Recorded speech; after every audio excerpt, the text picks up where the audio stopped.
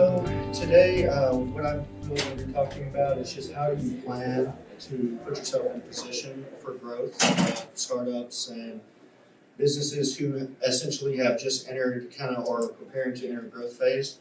I've worked with a lot of companies over the last 10 years in digital marketing, doing social media, digital advertising, SEO. With Spark Outbound, we also do email outreach service. And what a lot of companies come to me and ask is typically either two things. They either come and they say, what should we be doing to prepare? Or two, they come with a specific thing and they say, this is the thing I know I need to be doing to grow. And so it's not always, probably the most feasible thing. And so there's just a kind of a few questions that you always want to make sure that you know the answer for, or you're preparing. You have a plan in preparation to address. And so starting off by knowing who your ideal customer client is, so having a profile, whether that be companies, so you know which type of companies that you're going for specifically. You're looking for industries, you're looking for specific positions in industries. Maybe you're looking for companies that are a certain size of employees or certain revenue levels, but just having that defined. And it could be for certain companies can have multiple. You might have two completely different targets because you have two different segments of your product or service, but you should know who that is. And then ideally you would know who your contact level person is at those companies to engage. So are you looking for C-level, VPs, directors? Are you just looking generally for employees? Typically it's going to be somebody in the first three categories. And then once you have that in place, you need to focus on content first. This is general, and this is also cyclical. So once you go through this exercise, you may have to go through this exercise repeatedly.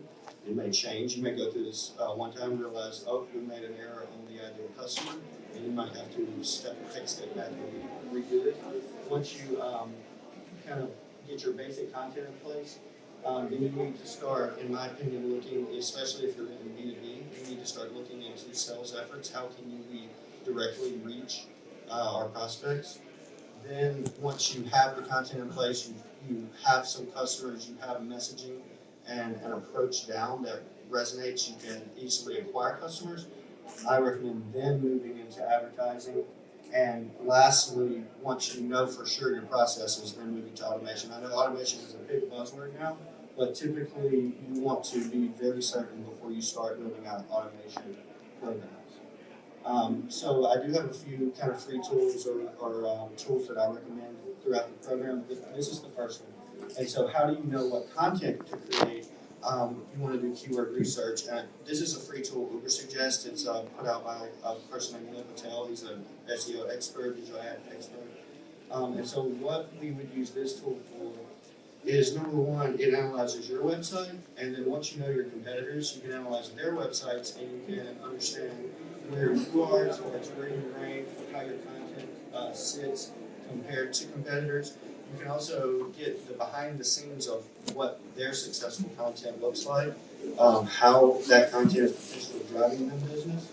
And then there's some other really cool things at the top. Like once you search one of your primary keywords, this particular tool will show you recommendations for other keywords and search phrases that are related to your primary keywords that you should be creating content around, such as questions people may be asking, prepositions or comparisons. And so today you want to be focusing on that. Like rather than just creating generic content about your products or services, you want to be creating content that shows differentiation between you and your competitors, or really getting to underlying causes of why your product or service exists.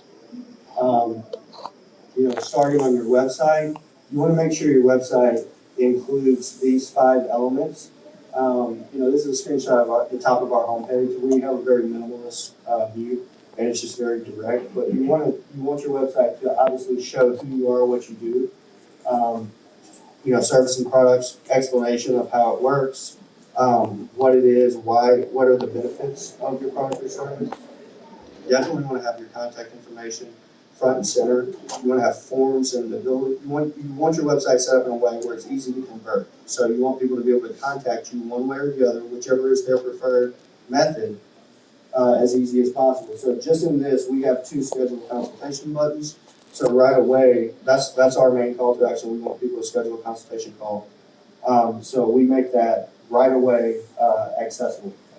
You want to show somewhere on your website case studies, results, data, explanation of how your product or service can be used.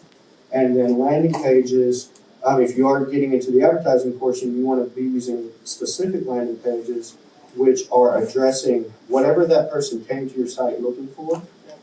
You want the landing page to correlate with that. So if they searched a specific, for instance, competitor comparison, looking for one of your competitors, you were running an ad on your competitor's keywords, and they click that, you want that page to reference that information rather than just sending them to your homepage and letting them figure it out. You want to make it as easy as possible for people to figure out what they were looking for. So with blog posts, blogging is super popular. A lot of people do blogging. A lot of people do blogging arbitrarily or just to hit a number, and it's kind of like we got to do a blog post each week. At this point, there are literally billions of blog posts on the internet, and so we have moved beyond the phase of just doing blogging for the sake of blogging. And so what we recommend is that when you're going to do a blog post, it should be very important information. It should be very thorough and detailed.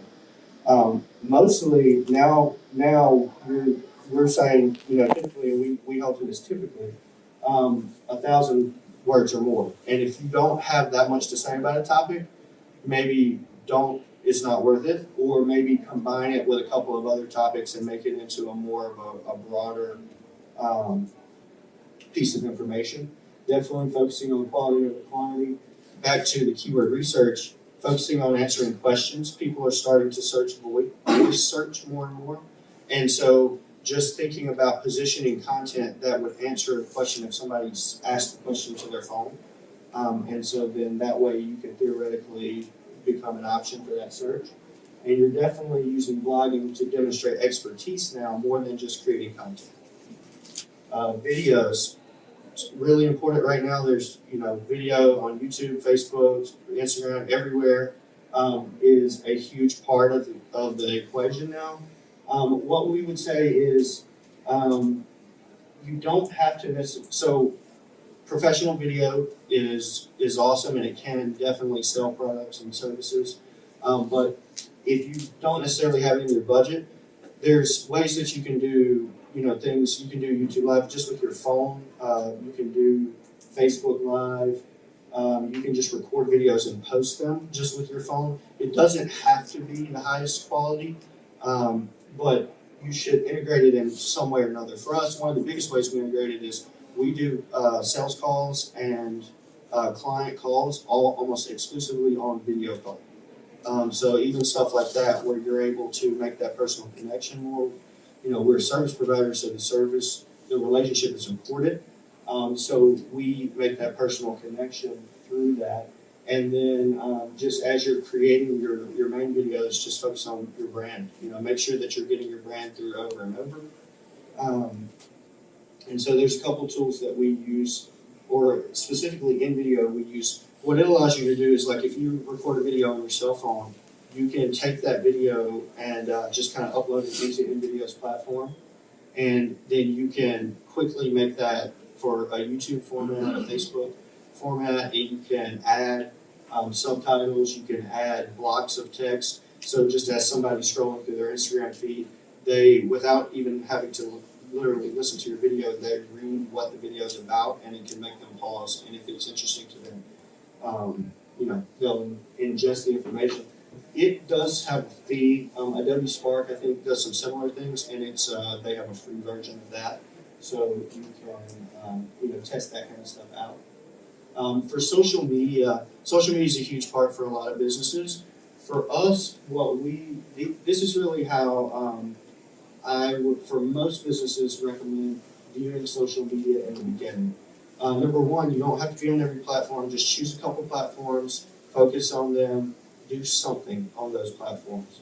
But really, social media today, unless you're going to advertise, is for validation, to prove you're legitimate, prove you're in business, to get that branding out to people who do engage with you. And then when you're looking at like Google My Business and review sites, those platforms allow for reviews. They allow for people to kind of the validation. They see where your business is located. They see who you are. And then all that content you're creating, videos and blog posts and everything, you can distribute it through social media. So then getting to the next step, outreach. How do we reach our customers? How do we reach our prospects? Email outreach, social media outreach. So we offer these as services, email outreach specifically. What this does is it allows you to take your ideal client profile, find those people in those companies, and directly reach out to them. You're sending them email campaigns. It's called cold email or email outreach. And so it's essentially cold calling on the phone, but through email. It generates conversations. It basically reaches people that you could not reach otherwise, or it would be extremely expensive to call all these people and manually contact them. Social media, you can do similar things on LinkedIn with the LinkedIn inbox. What I would recommend on LinkedIn, if you're going to go that route, is that you're also posting your content on LinkedIn, and you're kind of like engaging people in their posts and comments and everything like that, more than just the copy paste message. But with email outreach, it's something that if you have a large market, then there's definitely some scalability with that, and you can, once you run some campaigns and do some testing, you can essentially establish baselines, and you can pretty much predict for X number of people we send, we're going to get X number of sales meetings or demos or whatever the case may be. It's just B2B though. You can't do that if you're selling to consumers. You cannot just randomly email consumers. So a little differentiation there. Advertising, 2 focuses, intent-driven or audience-driven. Intent-driven is Google, search engines. So people are going on and they're searching. They're looking for something specifically. They're showing intent to purchase. With that, what we recommend in the beginning always is start, so it's keyword-based. You're defining keywords that you want your ads to show up for. Focus only on the keywords that are purchase-driven. So you want to be at the bottom of the funnel, meaning so if somebody searches for us, email outreach agency, that means they're looking for us. If they search email outreach, they probably are looking for software that does cold email or cold email outreach. So that's kind of how we differentiate for that service line. It's typically more expensive, not necessarily always, but you're paying for that specificity and you're paying for somebody looking for you. When you look at Facebook, Instagram, LinkedIn, even Google display ads, this is using those platforms' data to get in front of your audience. So if you have a really specific audience, you can reach them with your messaging. It's a little, it's not as exact because they're not necessarily looking for you, but they just fit your profile. One thing I want to point out, point number 3, exclude versus add. When you build your audience, and especially like Facebook, so if anybody's gone into Facebook ads before, and you're creating the targeting, if your target is, business owners and people who are runners, right? So for whatever reason, you don't want to say, I want to target business owners and then also runners. You want to target business owners and then exclude the audience of business owners to then people who are also runners. So you want the audience to get smaller, not larger. And the smaller and more specific the audience gets, a lot of our clients have 7 layers or 8 or 10 layers of exclusion. And so then the audience at the end is like 4,000 or 5,000 people. If we added those up, it would be millions of people. And so when you get that specificity, then the creative really speaks to those people more directly. And then automation. So it's a buzzword. A lot of people try to do this in the beginning and just build out these super complicated automation programs, and they're going to run their business from automation. Unless you've done that before successfully, it's very unlikely that that's going to work. And so basically, these are 3 questions that we would always ask people when they come to us and say, can we automate something? Is the process definitively repetitive? So is it the same thing every time, or are there variables? If somebody does A, B, C, does it always result in D? Or is their answer on B different? Change to now we have X as the outcome. If that's the case, then that becomes super complicated to replicate that. And without doing that a lot of times or having a lot of data to determine how often that happens, it's risky, and then you're going to lose people in that chain. Number two is automation should improve. The thought process is you should be using it to improve human interactions, not replace them. So everything you should be doing you should think it should make things easier for your prospects, not just make it easier for you so you don't have to do anything. It should make it easier for you on the back end because these things have happened automatically before you get involved, but it should be making it better for your prospect as well. And then finally, do I understand the implications? So essentially what that means is, have you done this process enough that you know for sure the answer to number one? And then do you know when you set up the automation that it definitively will not run into any issues where an unforeseen happens and now you've broken something and you've lost the contact, or you have a bad impression with the contact. So I don't even know how much time I took on that, but I think that's the end, and so I will be happy to answer any questions.